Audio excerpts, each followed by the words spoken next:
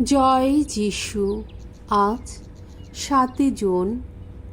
আজ মাতা মণ্ডলীতে পালন করা হচ্ছে খ্রিস্টের পূর্ণতম দেহ রক্তের মহাপর্বদিন।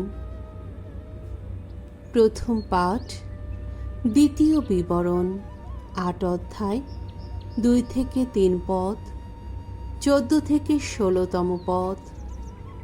তিনি তোমাদের দিয়েছেন সেই মান্না, যার কথা তোমাদের পিতৃপুরুষদের জানাই ছিল না।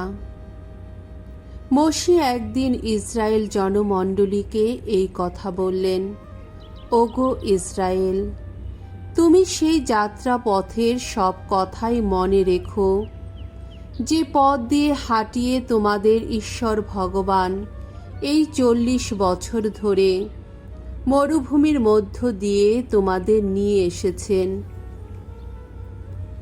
এইভাবে হীন অবস্থায় ফেলে রেখে তিনি তোমাদের যাচাই করে জানতে চেয়েছেন যে তোমাদের প্রকৃত মনোভাবটা কি, তোমরা তার সমস্ত আদেশ মেনে চলবে কিনা।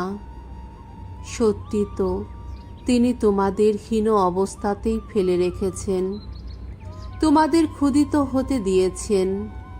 তারপর খাবার হিসাবে তিনি তো সেই মান্নাই তোমাদের দিয়েছেন, যার কথা তোমরাও জানতে না, তোমাদের পিতৃপুরুষেরাও জানত না।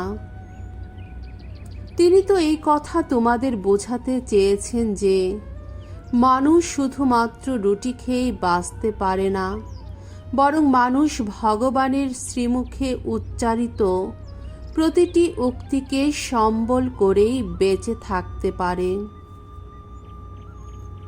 তোমাদের ঈশ্বর ভগবানকে ভুলে যেও না তোমরা।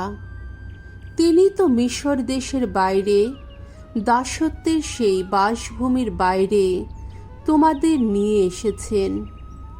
তিনি ওই বিশাল ভয়ঙ্কর মরুভূমির মধ্য দিয়ে যত সব বিষাক্ত সাপ ও কাকড়া বিছের ওই যে আস্থানা, ওই যে তৃষ্ণার রাজ্য, যেখানে এক ফোঁটাও জল মেলে না, তারই মধ্য দিয়ে তোমাদের পায়ে হাঁটিয়ে নিয়ে এসেছেন।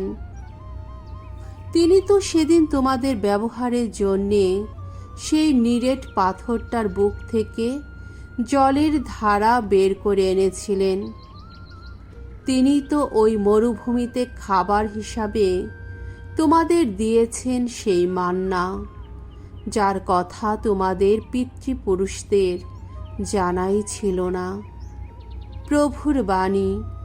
ঈশ্বরকে ধন্যবাদ। সাম সঙ্গীত ১৪৭, ১২ থেকে ১৫ পদ, ১৯ থেকে ২০তম পদ। ধো প্রভুর ভক্তজন, গাও তোমরা প্রভুর জয় গাথা। জেরুসালেম, ভগবানের গুণগান করো। সিয়ন নগরী, তোমার ঈশ্বরের স্তুতিগান করো। তিনি সুদৃঢ় করে দিয়েছেন তোমার যত দ্বারের অর্গল, তোমার কোলের যত সন্তানকে আশীষ ধন্য করেছেন তিনি। সুখ শান্তি এনেছেন তিনি তোমার চতুর্সীমানায়। সেরা গমের ফসলে তোমার ক্ষুধা মিটিয়ে দেন তিনি। তার আদেশ প্রেরণ করেন তিনি পৃথিবীর বুকে। তার বাণী দ্রুতবেগে যায়, ছুটে যায়। তার বাণী তিনি ঘোষণা করেছেন যাকবের কাছে। তার ন্যায়নীতি বিধি নির্দেশ ইসরায়েলের কাছে।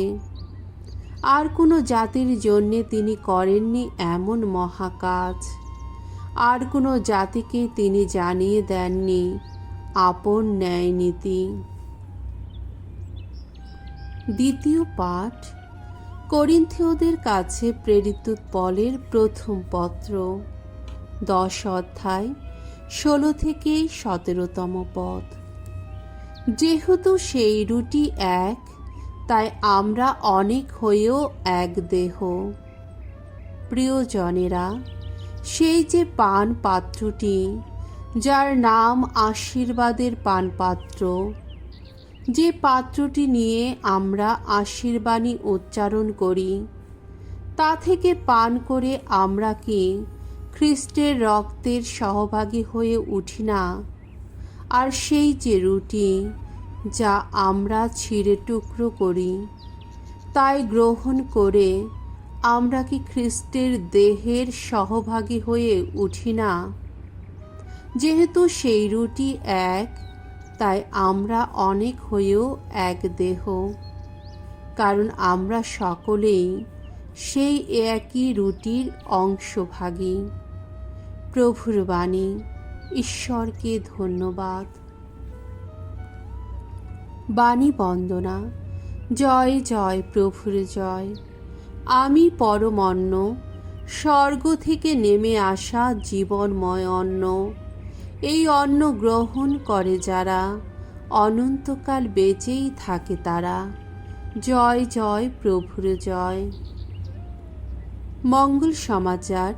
যোহন রচিত মঙ্গল সমাচার 6 অধ্যায় 51 থেকে 58তম পদ।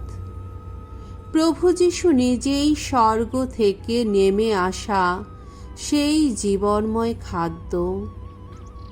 কাফারনাউম নগরে যীশু একদিন ইহুদিদের বললেন, আমি সেই জীবনময় রুটি যা স্বর্গ থেকে নেমে এসেছে। কেউ যদি এই রুটি খায় তাহলে সে অনন্তকাল বেঁচেই থাকবে। আর এই যে রুটি আমি দান করব, তা আমার নিজেরই মাংস। তা আমি দান করব যাতে জগতের মানুষ জীবন পেতে পারে। এতে ইহুদিদের মধ্যে একটা প্রচণ্ড তর্কাতর্কি বেঁধে গেল।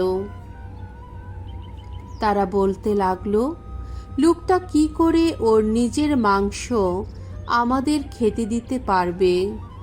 তখন যীশু তাদের বললেন, আমি তোমাদের সত্যি সত্যি বলছি, তোমরা যদি মানবপুত্রের মাংস না খাও আর যদি তার রক্ত পান না করো, তাহলে তোমাদের সেই জীবন পেয়ে যাবার আর প্রশ্নই ওঠে না।